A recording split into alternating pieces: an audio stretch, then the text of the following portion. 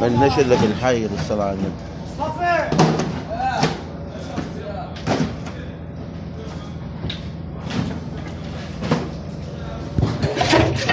طب يا اولاد رجعت لكم تاني. ده بقى الدم او الميه او العوادم اللي فيه. محدش يتسجل يعمل عمل ده غير قليل من الناس اللي هم عارفين بيعملوا ايه. طبعا طلعنا منه السمك. تعال كده السمك اهو. ده صلاة النبي الشغل اللي رايح لكرداسه صفحة الجمبري وفسيخ عم عاطف. تمام، ده الشغل رايح هنا. طبعا زي ما انتم شايفين سمك زبده فلاحي مش محتاج الكلام، هي مهلبيه في ده. بس انا برده من الميه دي علشان الميه دي خلاص بقت ميه لا تصلح ان هي ايه يا سمك يقعد في ايه. ففي بعض من الناس بيسيبوا السمك عشان خاطر يشرب الميه تاني عشان الميزان وكده ما يخسرش معاهم في الميزان. ولكن كل الكلام دول عندنا ما فيش الكلام ده. انا احمد ابو رجب معاكم صاحب قناه عم الفسيخ والاسماك. الاشواع لا يفيدون ان شاء الله. والشغل ده ان شاء الله رايح لمين؟ لعم عاطف في كرداسه. ربنا يرزقه رزق حلال. هو دور واختار صح. تمام، فبياخد شغل مظبوط بالصلاه على النبي عشان خاطر حبايبه اللي في كرداسه. تمام، فده الشغل بتاعه. بنرده احنا بقى في شغل نضيف، في زيت نضيف، في مي، في ملح نضيف، بشغل بطريقه ان شاء الله نضيفها. هتشوفوها برده في الفيديو، خليكم ما تمشوش.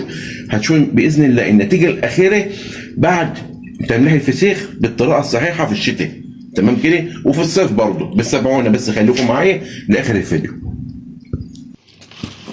طب يا حبايب دلوقتي بنرجع السمك نرده تاني في ابواب ايه تانية خالص نضيفها. دي في الريزونه دي. محدش يعني يحاول يعمل زينا عشان يبقى الموضوع صعب. موضوع مكلف وصعب لان يعني انا في الشتاء، فاللعبه مع الحاجات دي في الشتاء يعني ايه ما نجحوش يعني.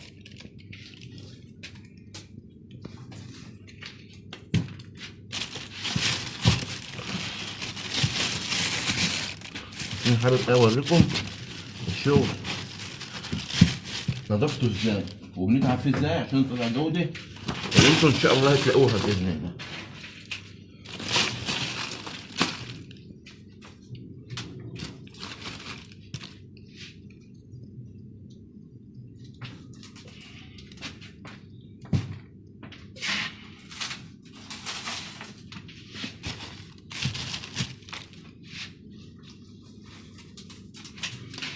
يلا السمك والله ما هو مستحمل نمسكه. شايفين؟ ايه صلاة النبي يعني مهلبية. بس احنا ايه نتعب شويتين النتيجة اللي انتوا ان شاء الله تشوفوها باذن الله معانا بعد الفترة اللي هنحددها ان شاء الله. اللي هتشوفوها برضو معانا باذن الله تعالى.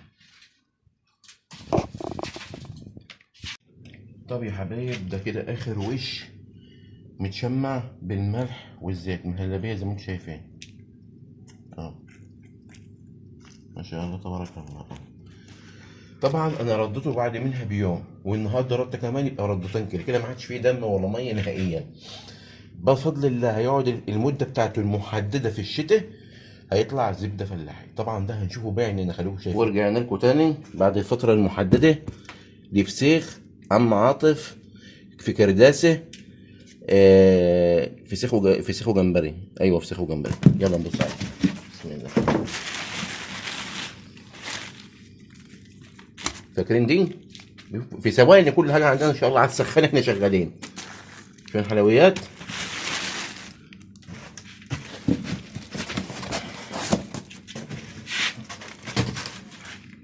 حلويات صلاة النبي عشان بس بنوريكم بس انتوا بتاكلوا من عند عم عاطف. الزبده فلاحت اهي اهي اهي.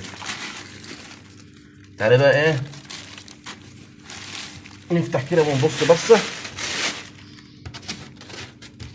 ده الشغل البوكس اللي على ابوه، الشغل اللي مفيش فيه هزار، الحلويات القشطه.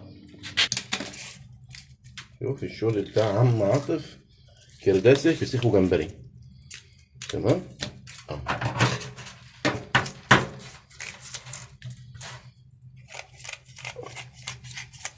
احلى حاجه لاحلى ناس اهل كرداسه حبايبنا واخواتنا. ما كانش الشغل كده ما يروحش للناس الطيبين دول. الزبده الفلاحي هنا في عز الشتاء في عز الساعه التاريخ النهارده كام؟ 3/2 النهارده يا جماعه، النهارده الحد السبت، النهارده السبت 3/2. احلى شغل لاحلى عم عاطف، لاحلى ناس في كرداسه. صفحه فسيخ وجمبري ان شاء الله تلاقوا الجوده دي هناك باذن الله. بكره باذن الله تعالى الاثنين الحد، بكره الحد ان شاء الله تلاقوا الشغل القشطه ده هناك باذن الله تعالى من غير مقاطعه. الزبده الفلاحه دي زي ما انتم شايفين، شغل دلع، شغل مظبوط، يعني لحم كتر اللحم بفضل الله.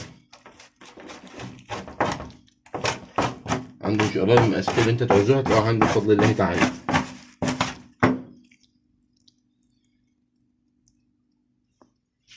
احلى ناس في الدنيا. اللي عاوز اي حاجه يا جماعه يتواصل مع عم عاطف، اللي عاوز ياخد جمله يتواصل معايا. انا اخوك احمد ابو رجب من دمياط، مدينه عزبة البرج.